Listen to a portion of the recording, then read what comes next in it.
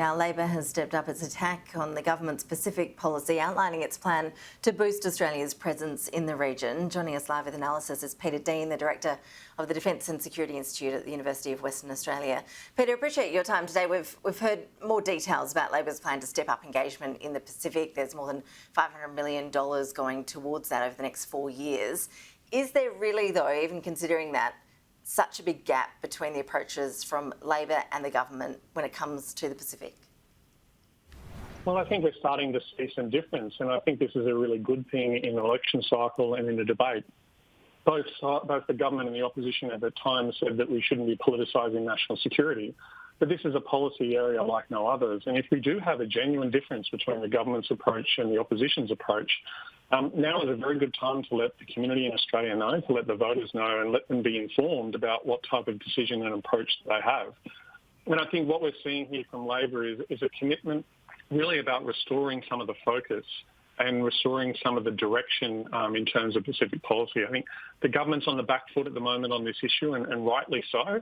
We've had a development during the election campaign in the Solomon Islands that's been pretty much unprecedented in the region since the Second World War. So I think now is a really good time to have a debate between the two major parties, get them to lay out their platforms and their directions for what they would do in government, and let's have an informed a public who can really engage with foreign policy, something we don't often get in an Australian domestic federal political campaigns. Beijing is saying that any suggestion that it wants to build a military base in the Solomons is fake news. Do you have any doubt about their aim for the Solomons?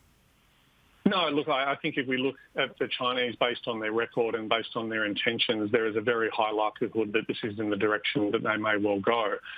There was a very interesting opinion piece only yesterday from a former Australian ambassador to the PNG, which made it very clear about the designs that China has had in Papua New Guinea and Kiribati, in other parts of the Pacific. And we also can look at their engagement in other parts of Asia and in particular Africa as well, as the types of directions that China would probably try and push this relationship.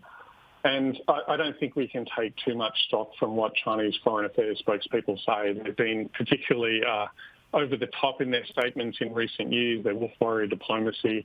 I think we need to judge China on its actions and its past performance and its future interests than we do on the rhetoric that comes out of their foreign affairs.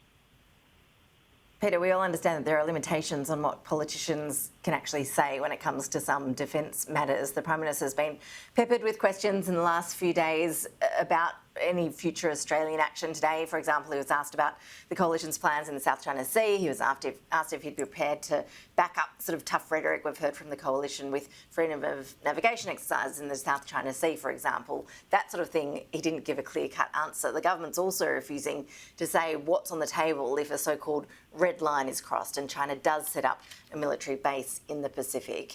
When it comes to crossing that so-called red line, what would you see as Australia's likely course of action in that scenario? What are the options on the table then? Well, it's hard to tell because the problem when you lay out red lines, the Prime Minister hasn't necessarily given any indication of where that red line is crossed. Is it the signing of a further agreement? Is the actually establishment of a base? Is it the presence of Chinese military in the Solomon Islands? And of course, in each of these different scenarios, you would expect that the Australian government and our partners, allies and friends in the region would have a different response. I think what would be a better approach from the government at this particular point in time is to move away from this sort of tough rhetoric and talk about how they're more going to proactively engage with the region, proactively engage with Solomon Islands. I think some of the rhetoric in the last couple of days has been really problematic. I mean, the government's indicating this, that they've got a solemn commitment from the Prime Minister of the Solomon Islands there's not going to be a base, but then we have the Defence Minister coming out talking very tough on politicising comments on Anzac Day around this issue. So there's some mixed messages coming from the government here. I think they'd be much better placed about laying out what their platform would be in the new term in government of what they're going to do to try and arrest these areas. And Australia's got a long tradition of engagement in the South Pacific, and it's generally built that engagement around state building, around defence assistance, around economic tools, around diplomacy, and at times, as we've seen, very positive and welcomed engaged military intervention in East Timor and indeed in the Solomon Islands through Ramsay. The government, I think, has not been able to really bring all these different elements of Australian statecraft together in the Pacific effectively. We've seen At the loss at the beginning of the Abbott government, the loss of development aid and funding into the region, we saw a removal of some of Australia's soft power influence in the region over this period, through to 2017.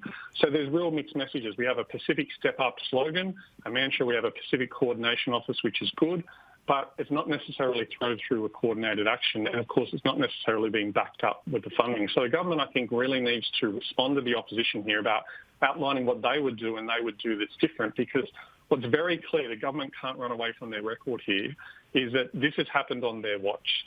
And of course, Australia's strategy in the South Pacific has been, since before Federation, to ensure that a foreign power, major power with interests that are inimical to ours, does not get a foothold in the region. And of course, that is exactly what's happened here in the Solomon Islands. Peter, just to pick you up on the point about the rhetoric we're hearing from the coalition, we heard from the former Prime Minister Malcolm Turnbull on this today. He's really slamming the Defence Minister, Peter Dutton. He's saying that Mr Dutton's cranking up a scare campaign on national security, that he's being, the words were, I think, bombastic and belligerent. As someone like you who studies our national security issues for a living, lives and breathes defence issues, what is your take on that? Is the Defence Minister reflecting reality, or is this only being framed this way now because we're weeks out from an election? Well, I think it's a little from column A and a little from column B, if I can be so bold. Of course, what Minister Dutton is trying to point out is what was highlighted in the government's 2020 Defence Strategic Update, which was a very good document that outlined the deteriorating strategic circumstances that we live in.